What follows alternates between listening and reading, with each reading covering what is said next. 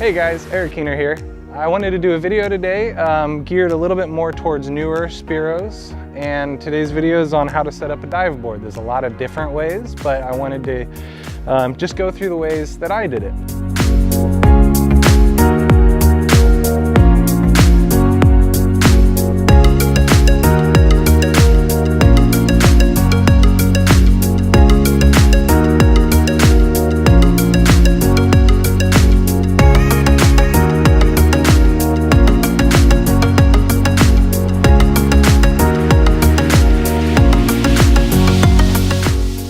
So I'm going to start with how I attached everything and then why I did it that way so I can put on my gear the way that I find the most effective.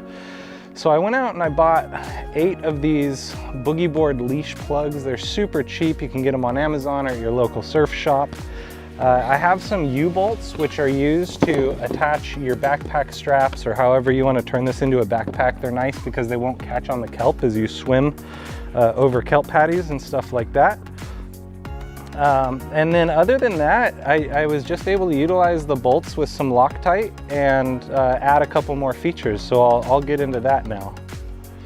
All right, so I'm going to start with something that I don't see on a lot of dive boards, which are these top 2 plugs with some elastic. Now, before I get into why the elastic, I like this because it keeps all of my attachments up higher from hanging off the bottom of the board.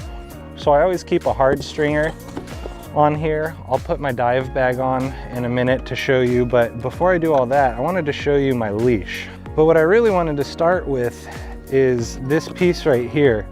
I usually dive where there's kelp, and so instead of having a big metal kelp clip, I've actually found that this is not harmful to the kelp, the bull kelp, if you wrap it right around that little bulb on the top.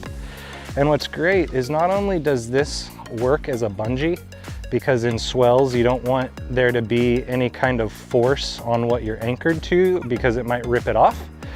So this is a bungee that goes about 3 feet, but if I need it to be a little bit longer, I've actually set this up to where I can untie this and get about 6 extra feet plus my bungee. So I personally love that and I use it pretty often. So when I set up the board for my buddy, that's one of the first things I did for it. First things first, when I'm loading it up, I always get in my fins, and I like to have this little plug right here at the bottom because the way my fins are built, it acts as a perfect little stopper so they don't come out the bottom.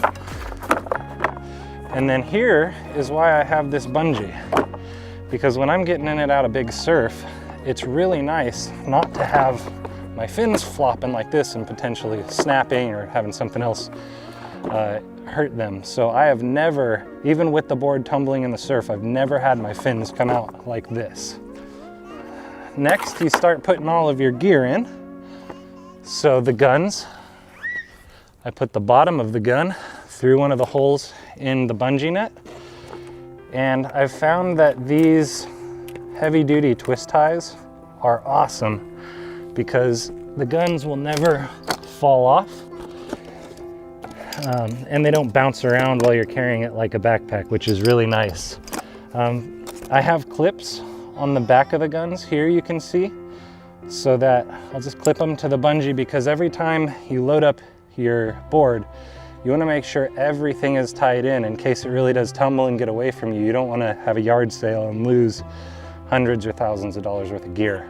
Okay, so one thing I wanted to differentiate between how I did my original dive flag and the one that you'll see on the board that I built for my buddy was, this was really DIY, just with some PVC pipe and some zip ties and a PVC pipe cap that got screwed into one of the U-bolts up front.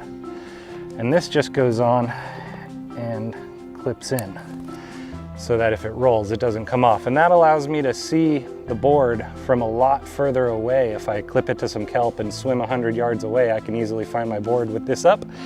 And people from the shore know that there's not a guy out there that's drowned. Most likely he's just diving somewhere.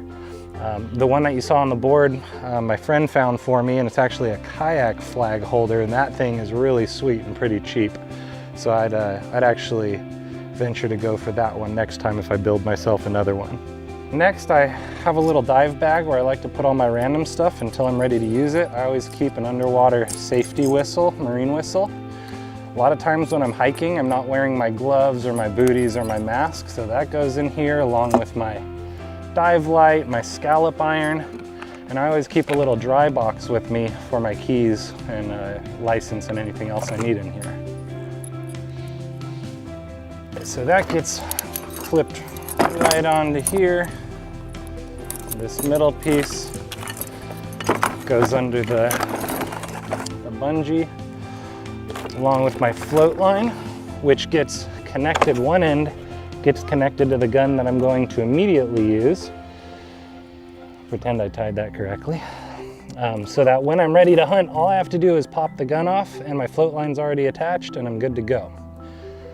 So another difference you'll see between my board and the one that I recently built is how I did the backpack straps. I opted for something that's really fast and a little less comfortable.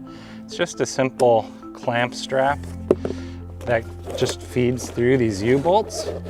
And when I get into the water, I just slip it off and stuff it into my gear bag. And then when I'm ready to get out of the water, I put it back on, and I can even put the backpack on while I'm in the water to help me get out, so I'm not, getting tangled up in gear as the brake is pushing me around. But one thing I wanted to note was I did 3, and on the red board I did 4 because he wanted the nice padded backpack straps. So that's the only difference here. But when you get these U-bolts, make sure you get the ones that have this flat piece here so that it has something to pinch and keep some additional room for your clips or your straps or whatever to fit under here. At the same time, I wouldn't go with like an eye bolt or something because you're going to be catching kelp, whereas the kelp on these just slides over and you're not getting any friction on that. So one of the coolest features about this board is, unlike some of the other really heavy boards, this is still pretty light, fully loaded up. And when I'm hiking down big cliffs and Big Sur and whatnot, all I've got to do is strap it on and I'm good to hike for as long as I need. And I've found that to be just one of the most beneficial things of having a dive board.